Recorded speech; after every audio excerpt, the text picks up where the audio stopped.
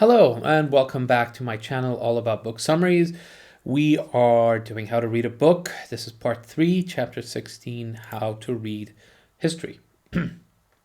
Great. History is both fictional and expository in nature. It is fictional because it is, generally speaking, written in a chronological order that encompasses some form of story, right, broadly speaking. In many languages, in fact, the words story and history are synonymous, like in French, for instance. Yet it is also expository, okay, because it's rooted in real life. It's rooted in primary and secondary sources. And whether theoretical or practical, it can be analyzed. It is not merely an experience, as works of fiction often are. Before moving on, let us mention the word fact. By definition, a fact is something agreed upon or known to be true. That is not the same as something being true. Furthermore, history is notoriously difficult to write and analyze, since there are many factors at stake. Unreliability of memory, deceit on the part of the historian or his or her sources, bias, insufficient data or lack of sources, and others. It is important to keep these in mind when reading history. When reading history, a priority should be to take note of the school of history the writer comes from. Some historians, for instance, believe that arranging certain causes and effects for past actions is futile, right? Because human behavior is so complex and interlinked. Okay. Other historians have different views and backgrounds, each with its own advantages and limitations. Being aware of all this is imperative to a clearer understanding of whatever text you're examining. Ultimately, of course, no one can claim to really know what happened, or even why something is happening the way it is right now in our present time, right? And that is exactly why some historians believe that if we don't understand why we act, right? We, the people in possession of our bodies, act a certain way, right? We certainly don't know everything that's happening now, even though we can see it, examine it, and think about it. Trying to reconstruct a period where, everyone is dead and everything is changed, simply doesn't yield anything. Anyway, just like psychologists then who can be Freudian, engage in CBT therapy and so on, theories of history differ. Consequently, to gain a solid understanding of whatever event or period you're interested in, it is vital to read as many accounts as possible. Varied accounts, I may add. Okay, it is not that people are intentionally misleading. Okay, they are invariably biased though, right? And because of that, and especially when it comes to history, a reader must be extra vigilant. Here's another point. History, at least when it's well written, is universal. This not only means that it appeals to people of all cultures, but people of all eras. Therefore, and that is the second caveat to keep in mind, one must read history not only to know about the past, but to become aware of the mistakes that those who came before us made. It is, then, one might argue, an endeavor of forming patterns of human behaviors, actions, decisions, and trying to formulate some sort of explanation for them. As a result, we need history to understand what led to our present, and subsequently what may happen in the future. History also allows us to appreciate our current advantages. It's not only about mistakes. There are many technologies and discoveries that we use and have proven to be of benefit to us that people who came before did not have. By reading history, one acquires a basis, excuse me. By reading history, one acquires a basis for comparison and will therefore be more grateful for the things that make modern lives easier, but are often taken for granted. Now we come to the type of questions you should ask of a history book, which, recall, are a major aspect of analytical reading. If you don't ask questions, you'll probably find little or no answers.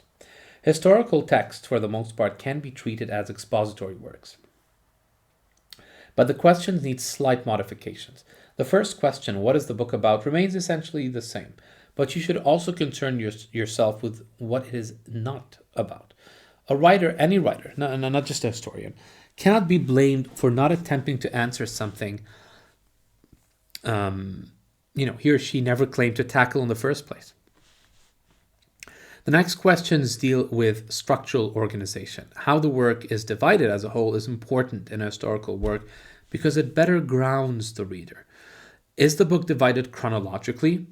Is it divided based on, say, economic, then political, and lastly, social factors? Or is it a collection of differing viewpoints, right? Arranged perhaps from the most conservative to the most liberal arguments? There are many options, okay, available to a historian. And knowing the structure of their work aids in better analyzing the text. Okay, when assessing works of history, it's useful to note its dual nature, which we've already touched upon. Okay, history straddles a fine line between fiction, or if not fiction, at least storytelling. Right, it's a narrative, and its more scientific part. Okay, the collection and analysis of pertinent sources. Criticism needs to be two-pronged, but arguably the latter part is the more important one. Okay, the science part. It is one thing if a historian seems dry in his or her storytelling or has an excessively cynical outlook on human nature. But it is entirely another if said historian bases his or her analysis on inappropriate, insufficient, or irrelevant sources. As always, criticism should come only after a solid understanding of the material and argument has been attained. Okay. This brings us to the final question in this section. What of it, right? The practical ramifications of history need little introduction. It's safe to assume that most people operating in the political realm have at least some knowledge of history. History describes what did happen and therefore describes what may again happen or what may be avoided. History has the power to change the course of entire nations, and as such, reading it analytically, especially with regard to the what of it question, is essential. When reading biographies, it is useful to remember that many of the strategies that apply to history also apply to them.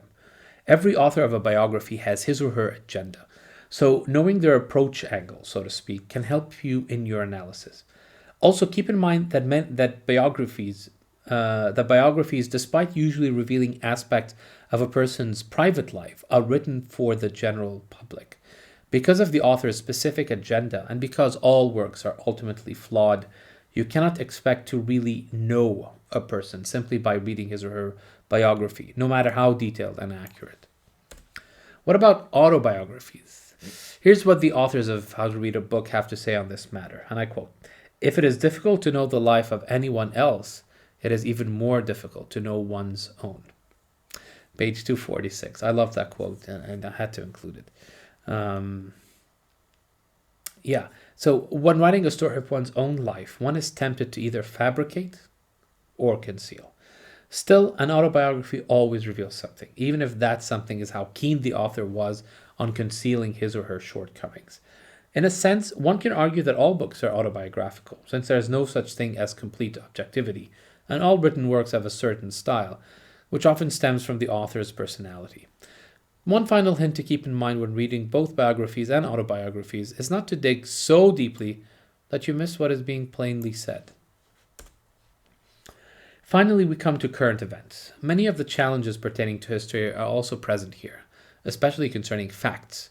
Are we getting all of them? Are any of them misrepresented? No. Here are 5 questions a keen reader or listener of news should ask.